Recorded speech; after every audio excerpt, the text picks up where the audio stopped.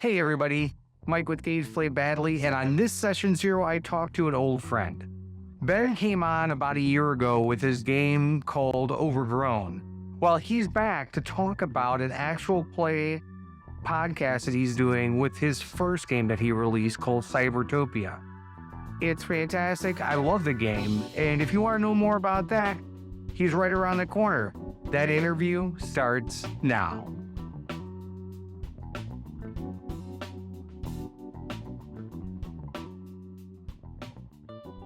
Hey Ben, how are you? I'm good, Mike. Yeah, really good. Great to It's be been talking to a you long again. time. Yeah. Yeah.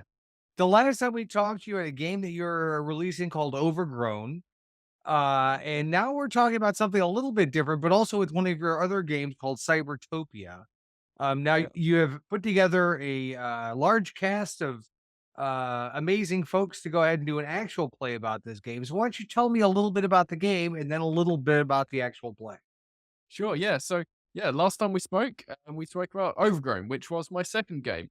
Cybertopia was actually my very first game, and I wrote that like 3.5, 4 years ago now.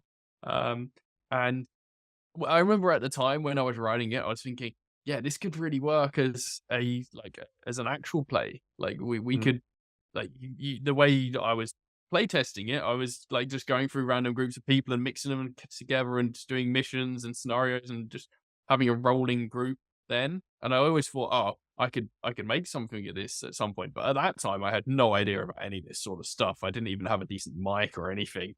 Um, Mhm.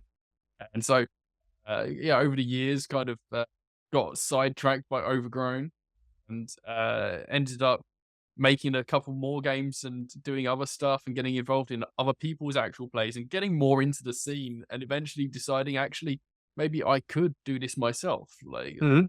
And so over the last probably 6 months, I went through asking lots of people questions that I knew from made friends within the TTRPG scene over this time, and uh, getting involved in some of the actual plays and streams and stuff, and learning some of the ropes. And so I had all these people I could be like, "How do you do this? What do you use? What Mhm. software? Like, how do you even get people involved?" And yeah, eventually just took the plunge, put out an open casting call, got a bunch of people involved, and started recording. So yeah, we've been doing this. We started in January doing the recordings, and we've done what 7 sessions worth of recording so far, and Mhm. it's all using the missions that are in the Cybertopia core book. So I wrote 10 set scenarios within the core book when I initially wrote the game. So we've been working through each of those, kind of slightly altering them to fit the kind of a they work as individual one shots, but they Mhm. have like loose connections between them. So I've got this big cast. I've got like 16 people, all from the TTRPG scene. Some familiar names that people will know, and probably some others that no one's ever even heard of. Um, it's great. I mix them up, and we have like a group of 3 or 4 each mission. And on the second set of missions I put them through, I mixed all the groups up again. So some people were like, "Oh, I really enjoyed playing with those people. That was a really great group." And then the second time they've come in, and like, "Oh, I was a bit worried that it was gonna be different." And then they get in with this other group of people, and like, "Yeah, that was fantastic. Well, let's do it Mhm. again." And so, yeah, we're all having a really great time with it, and it's just, yeah, it's taking on a life of its own, just growing arms and legs. So as it is with a game designer, I'm already thinking of, oh, what else can I be doing? What side things can I slot into this? And oh, I'll Uh-huh. design an extra mini game that we can do. Right, right, right. Well, I mean, that's always great when you get gaming is one of those things. It's an amazing hobby, and you can meet some amazing people that way. So I'm glad all that's working out. Now, why don't you tell us a little bit about Cybertopia for those of us who don't know anything about it? Oh yeah, that's a good idea. So, um, yeah, Cybertopia, it's a rules light sci-fi game, uh, and the way it works, you make your character basically out of whatever you like, whatever you can think of. You get um, there's 3 aspects of your character. You have your core, which is like your specialization or the main thing about your character. Mhm. And could be anything. You could be a soldier, you could be a cafeteria worker, I've actually got a couple of people. One of them is a robot. What was it? Like, a robot gentleman, and loves tea and goes around serving people tea. And there's another person that is a himbo hacker, and we just released an episode today, which is the second episode of the himbo hackers episode. And he's so good. He wears full denim, and even his socks and underwear are denim. And he's got a hacking hat, which helps him concentrate on hacking. So his whole thing is that he's a hacker, but he's also a himbo, which is so funny. It's so very fun. So yeah, you have your core, which gives you a +3 to any roles that you can then say, this is involving this trait somehow. And then you get 5 points of skills and 5 points of items. So skills, yeah, they're things you can do. They're verbs, and so you have stuff like hacking or shooting or fighting. And you can have a +1 skill, which is kind of generic. And then a +2 is a slightly more specific version of it. So you might have +1 fighting, and then a +2 extension of that would be hand-to-hand fighting or sword fighting. And you can make up whatever you like. And it's sci-fi themed, so we get all sorts of things. You have hacking. You might have plasma use, or I don't know, futuristic things. I can't think of anything futuristic. This is not bode well for your actual play. That's fine. It's recorded on the actual play, so I can go through and edit and make everyone sound very smart. It's great. Yeah, absolutely. So, and then you have the item side of it, which is kind of similar, but they're nouns rather than verbs. So you'd have guns or swords or toolbox. And your +1 variants would be the kind of generic things. It would be a handgun or a rifle. And the +2 variant would be something that was a bit more specialized. Maybe it has a extra effect. So a plasma sword rather than just a sword, or a stun gun rather than a gun. So you can build out your characters really with whatever combinations you like, and fitting into the sci-fi themes. And it's only set like 30 years in the future, so it's not ridiculous. It's not like Star Trek sort of stuff where you can do like teleporting or anything like that. But I've got a character that is kind of a mutant lizard. There's a character that there's a couple of android kind of characters. There's a hacker in one of the first episodes, has this cool wig that they say moves like a lazy octopus, and they use that to plug into things to hack them. And yeah, all sorts of like really cool gadgets and stuff that in the book, I've written a bunch of kind of template characters you can use for inspiration, because obviously when you're given the whole wide world of imagination to choose from, you get that decision paralysis. And so, yeah, I've given these templates, and then the players in the actual play just gone with it and created these ridiculous things that I would never even thought of. And yeah, it's really great. Like there is one that is literally like a cafeteria worker, and their core is service worker or something like that.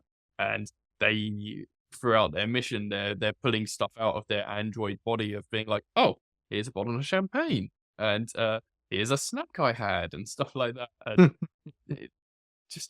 it really opens people up to be able to kind of run with the narrative and just do whatever they feel like, whatever they think really they could possibly do, rather than having like a lot of games where there's rules about you can do this, or this is what this particular thing will do. It's just like, if you have something in your character sheet is relevant to the action you're trying to do, you can add it in, and you can stack all of these things as well. So you can have your +3 core, and then you can have +2 from a skill, and then +1 from another skill, and +2 from another item. And sometimes the modifiers can get huge. So I've had like +10, +11 modifiers, and then of course the dice hate people, so they still fail, which is hilarious. Yeah, I mean, it sounds like it's very open-ended from the standpoint of you can basically do whatever you can think of. Yeah. But I mean, so with the actual play, the way it's structured, like I said, we've got these kind of standalone missions that these players get sent on.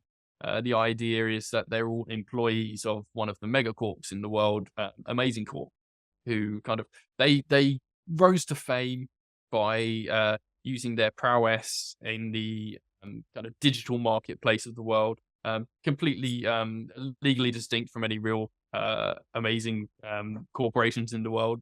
Mm-hmm. But Wink, wink. they saved the world by like distributing like climate saving technology and stuff back in the 2020s, and so they've risen in power and fame and spread their influence.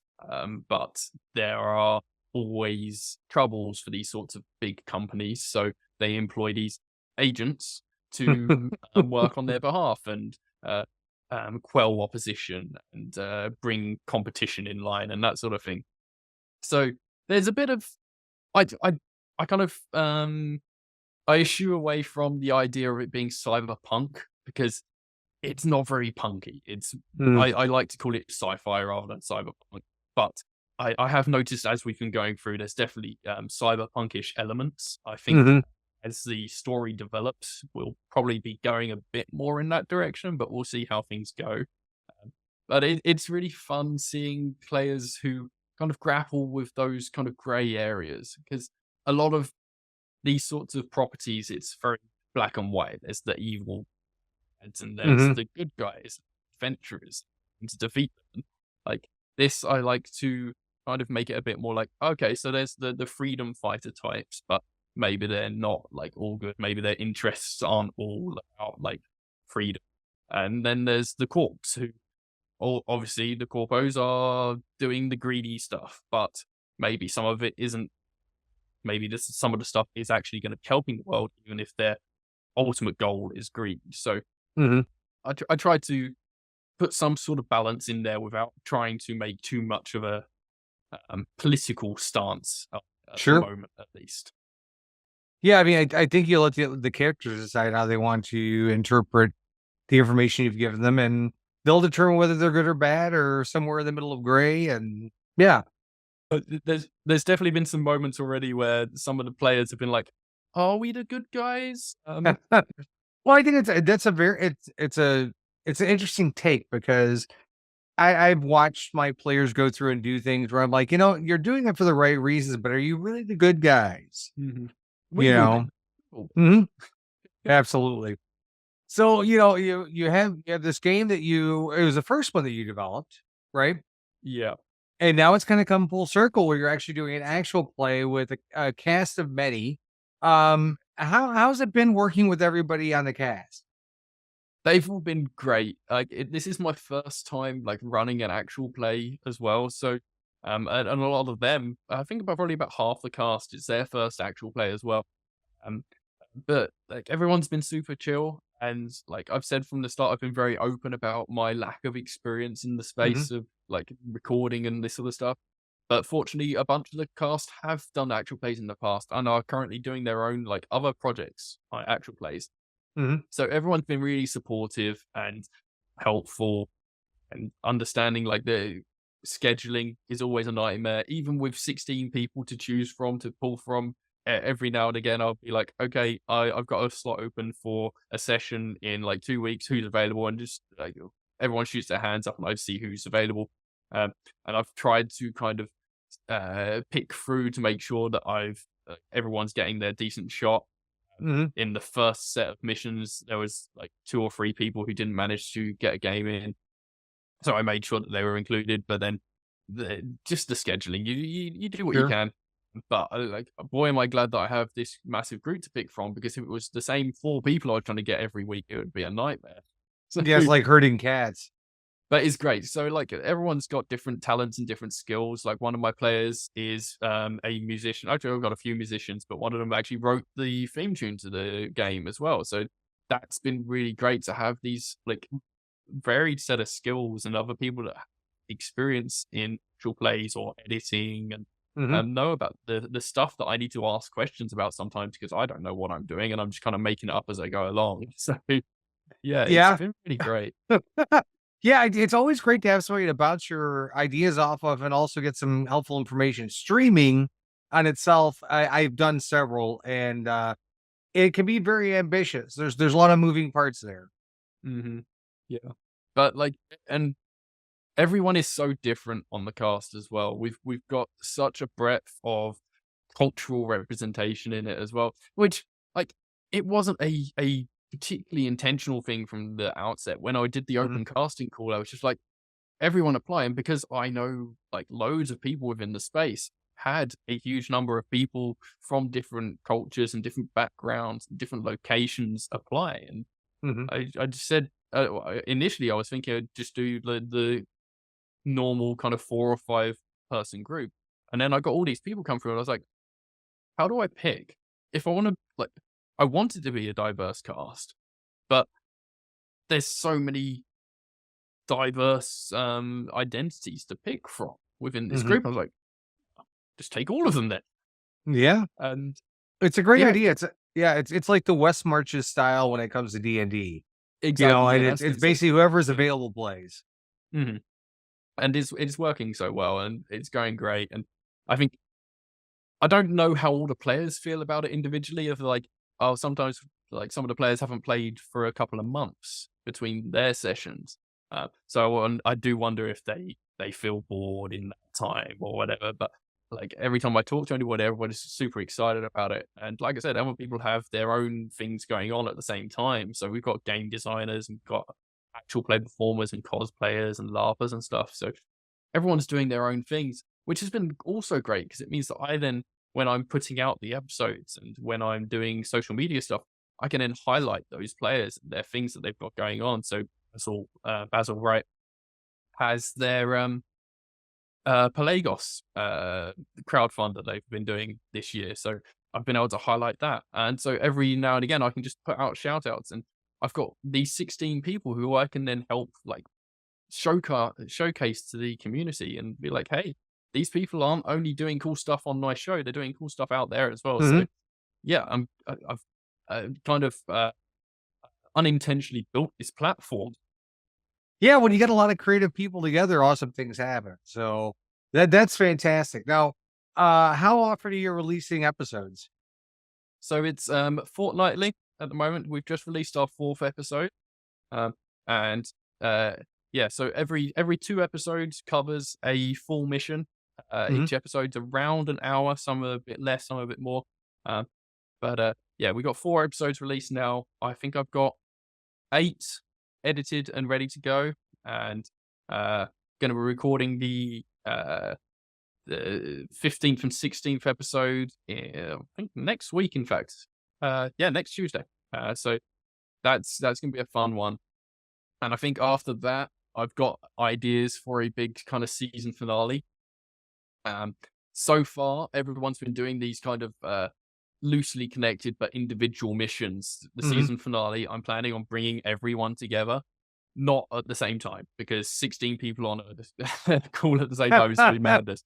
But I'm thinking like I've got ideas of they'll all be in like kind of the same location, and chronologically it'll be in the same time, the same space, but they'll be doing different things. So there might be some people coming from underground and some people are coming from the sky and stuff. So uh, all working on towards the same ultimate goal on this particular location. So that's going to be hopefully workable. We'll see how it actually works out.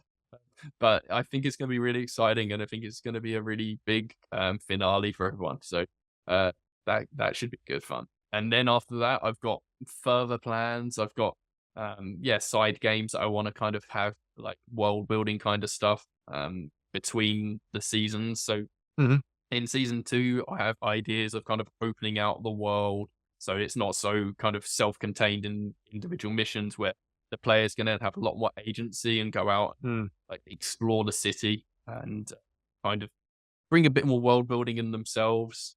So, yeah, I really like. I think probably one of the things that I've learned most since I originally wrote this game is to give players that agency and to give players the chance to kind of create the world themselves as well as the game runner. So I'm trying more to um, loose the reins a bit and just say, hey, what do you want there to be, and what do you want to be doing in this next part of the show? So yeah, that's the next ambitious thing. It seems like every time I do anything, it's another step up in ambition. Everything's Sure. I mean, working out well, so you're far. challenging yourself. You know, and that's kind of what I'm doing with my D&D adventure right now. Is I've started with a blank canvas, so there are 3 or 4 defined areas, and wherever they go outside of those areas, they're building that on their own. So Mm. I'm taking notes from what they're doing, and so now their ideas and their processes and their thoughts and dreams are part of the adventure and the world permanently. So I love that idea of collaborative world building. Yeah, and like so, I mentioned that I've been working on some like side games. One of the things that I've been working on for this kind of in between game that I'm wanting to do in between the seasons is a game based on the world building game Beak, Feather, and Bone from Possible Worlds. If Hmm. you don't know it, it's fantastic. It's kind of a bit like A Quiet Year, um, in that you're kind of making a map and you're drawing a card, and then that helps you kind of define what the particular thing is. Except in Big Feather and Bone, you have a map already drawn out, and it's a map of the city. And when you draw a card, you then color in a building in the city and define what that building is and what its purpose is and stuff. So I've kind of written a pack of that using their really cool SRD and making it into a sci-fi themed thing. And I still need to do some finishing touches on it, but I'm really looking forward to getting it in the hands of some of my players, and maybe I'll do like a stream or something of it so that like people can see us coloring the map and Hmm. making out this world. So this will really define the city that in season 2 will be spreading out into. Hmm. That sounds like a great idea, actually. I love that idea. We'll see how it works out. The best You know what laid it is, all plans, these huh? grand plans. But, Right, like, I right. mean, the whole actual play from the start was a grand plan that I always thought, "Oh, maybe this won't work," but it's working out, so I'll just keep on rolling with it until it falls apart. Oh well, it won't fall apart unless you let it fall apart. So there. Yeah, and I mean, to be honest, I've got so much support from people and, like, within the cast and outside of the cast, all of the people I know from other actual plays and, other shows, so that, Adam from Snyder's Return was really helpful. I've been talking to Ray from $2 Creature Feature and Jason from uh, oh crap, Memester of the Week. Jason from Memester of the Week spent a whole hour going through his editing process with me. So there's so many people who are backing me up on this, and though our numbers on the viewing rates and stuff are still low, like it feels like there is a group that are kind of helping keep this thing alive. Hmm. Well, I mean, everything's a slow burn. I mean, I don't know that anything's an instant hit unless you have some star power to it or you have Yeah. some blind luck to it. So, believe me, I know I've been doing this for 2 years and I am where I am and I'm perfectly fine with it. So, I tell you, it's um, quite funny actually. There's quite a few people within the space that are in a similar situation to me right now as well. Like I know there's Brave, who are making their own actual play using their Brave system and setting. mhm, Um, and Emil from Double DM is doing a few actual play projects that are currently unreleased. So like there's a bunch of people out there who are in similar situations who we've been able to bounce off of each other and be like geeing each other up to get our work done and get the stuff released and to figure out these bits that we might struggle with. So mhm. there's a hell of a camaraderie around us out there. It's really nice. Yeah. It's a great community, especially if you have questions, there are answers and people are willing to give them to you for sure. Mhm. Yeah. And that was one thing, like, before I started all this, I made sure I, like, went out and asked loads of questions, like and some of it seemed really inane, and, it's surprising, actually, like, often when you put questions into the TTRPG space, you get lots of conflicting answers. When I was asking for advice on this stuff, like, so many people were like, "Oh, yeah, actually cohesive and, like, structured, responses and stuff where like, people weren't trying to show off their knowledge or their skills, it was just people trying to help, and, Yeah. it's really great. It is. That's always awesome. I'm gonna have links down below to everything that we talked about today. I'll have links to the actual game itself and to the actual play. And Hmm. to Ben on Twitter, he's out there as well, and everything that Ben does. And if you're interested in this or anything more, definitely make sure to check this out. And I'm sure you're gonna have a great time because I know I am going to. I haven't actually had a chance to watch it, so I'm gonna take a look at it now. That's great. Thanks, man. And you know what? There was a lot of chat recently in the Twitter sphere about putting yourself out there and shooting your shot and stuff. And I think Hmm. this whole project has been a wonderful illustration of how that works with some of the players that I've got and some of the things that I've done with this. Of like, I went and reached out to particular people who I thought it would be really great to play with you and to do Hmm. a project with you. And they were super excited to get on board. And some of the players that applied to the open casting call had never done anything like this before. There's one of my players, Ray, who he's just been off for Ramadan recently and is currently celebrating Eid. Lovely guy. He's not even on Twitter. He just found me on Discord and applied. And Hmm. he's been a fantastic player. So you never know what's gonna happen if you put yourself forward for one of these things. Just go for it, and Hmm. yeah, there's a whole world of possibilities out there for you. Oh, absolutely. They always say you can't win if you don't play, right? Yeah. And so, if anyone out there wants to work with me, if anyone wants to get involved in the show or anything, just give me a shout. I'm very open to any approach. Absolutely. And again, I have all of Ben's contact information. I'll have all that stuff down below for you. Ben was on a previous interview that we talked. I mentioned earlier. We had a great time. Very creative individual, a lot of fun to work with. I think if you get a chance to, you'll have a great time. Thanks a lot, Mike. Always good to have you on. Thank you.